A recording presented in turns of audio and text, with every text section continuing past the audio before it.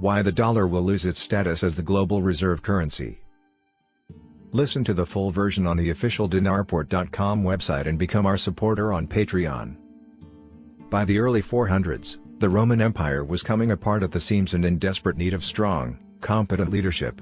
In theory, Honorius should have been the right man for the job. Born into the royal household in Constantinople, Honorius had been groomed to rule, practically since birth, by the finest experts in the realm. So even as a young man, Honorius had already accumulated decades of experience. Yet Rome's foreign adversaries rightfully believed Honorius to be weak, out of touch, divisive, and completely inept. He had entered into bonehead peace treaties that strengthened Rome's enemies. He paid vast sums of money to some of their most powerful rivals and received practically nothing in return. He made virtually no attempt to secure Roman borders, leaving the empire open to be ravaged by barbarians.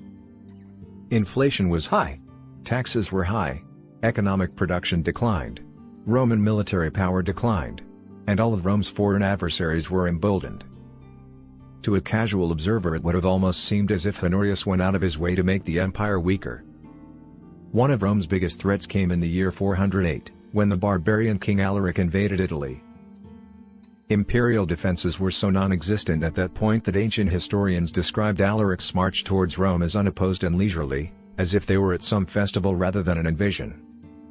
Alaric and his army arrived to the city of Rome in the autumn of 408 AD and immediately positioned their forces to cut off any supplies. No food could enter the city, and before long, its residents began to starve. Historians have passed down horrific stories of cannibalism, including women eating their own children in order to survive. Rather than send troops and fight, however, Honorius agreed to pay a massive ransom to Alaric, including 5,000 pounds of gold, 30,000 pounds of silver, and literally tons of other real assets and commodities. The equivalent in today's money, adjusted for population, would be billions of dollars. Similar to what the US released to Iran in a prisoner swap last year. Naturally, Honorius didn't have such a vast sum in his treasury. So Romans were forced to strip down and melt their shrines and statues in order to pay Alaric's ransom. Ironically, one of the statues they melted was a monument to Virtus, the Roman god of bravery and strength. Leading the ancient historian Zosimus to conclude that all which remained of Roman valor and intrepidity was totally extinguished. Rome had spent 2 centuries in the early days of the empire, from the rise of Augustus in 27 BC to the death of Marcus Aurelius in 180 AD. As the clear, unrivaled superpower, almost no one dared mess with Rome, and few who did ever live to tell the tale. Modern scholars typically view the official fall of the Western Roman Empire in the year 476. But it's pretty clear that the collapse of Roman power and prestige took place decades before.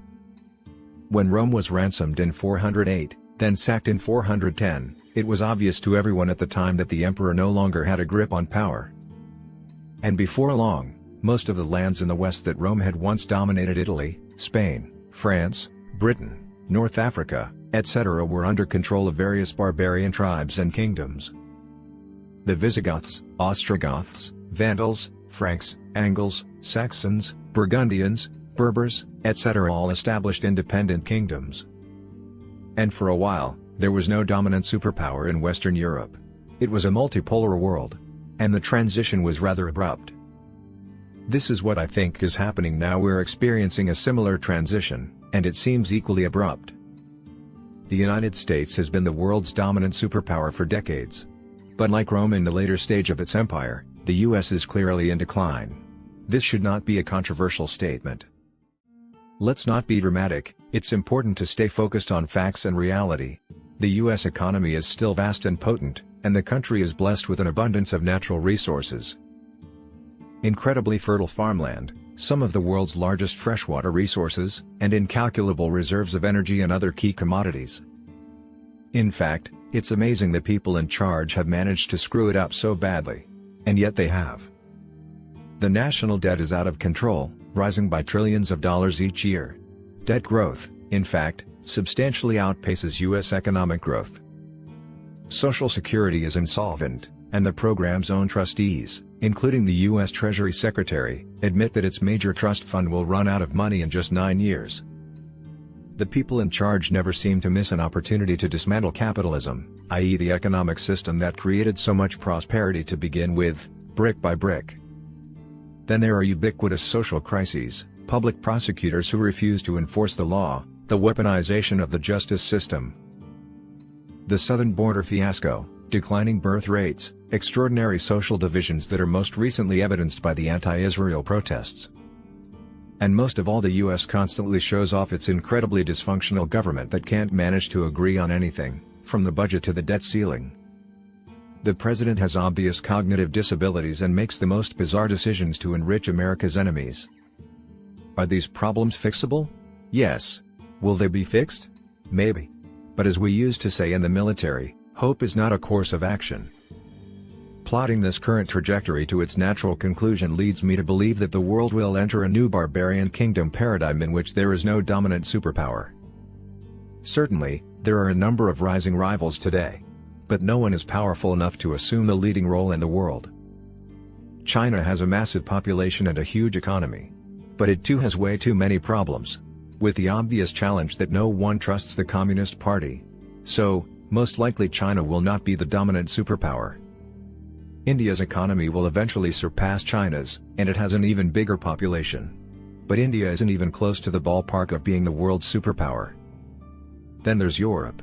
Combined, it still has a massive economic and trade union. But it has also been in major decline, with multiple social crises like low birth rates and a migrant invasion. Then there are the energy powers like Russia, Iran, Saudi Arabia, and Indonesia. They are far too small to dominate the world, but they have the power to menace and disrupt it. The bottom line is that the US is no longer strong enough to lead the world and keep adversarial nations in check. And it's clear that other countries are already adapting to this reality. Earlier this month, for example, China successfully launched a rocket to the moon as part of a multi-decade mission to establish an international lunar research station. By 2045, China hopes to construct a large, city-like base along with several international partners including Russia, Pakistan, Thailand, South Africa, Venezuela, Azerbaijan, Belarus, and Egypt. Turkey and Nicaragua are also interested in joining. This is pretty remarkable given how many nations are participating, even if just nominally. Yet the US isn't part of the consortium. This would have been unthinkable a few decades ago. But today the rest of the world realizes that they no longer need American funding, leadership, or expertise. You can see similar examples everywhere, most notably in Israel and Ukraine. And I believe one of the next shoes to drop will be the US dollar. After all, if the rest of the world doesn't need the US for space exploration, and they can ignore the US when it comes down to World War III, then why should they need the US dollar anymore? The dollar was the clear and obvious choice as the global reserve currency back when America was the undisputed superpower. But today it's a different world.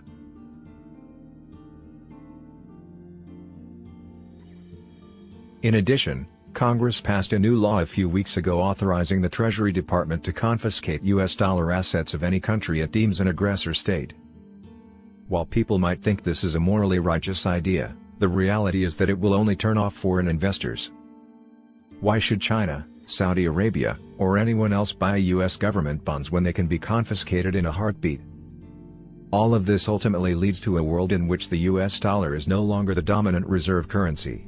We're already starting to see signs of that shift, and it could be in full swing by the end of the decade.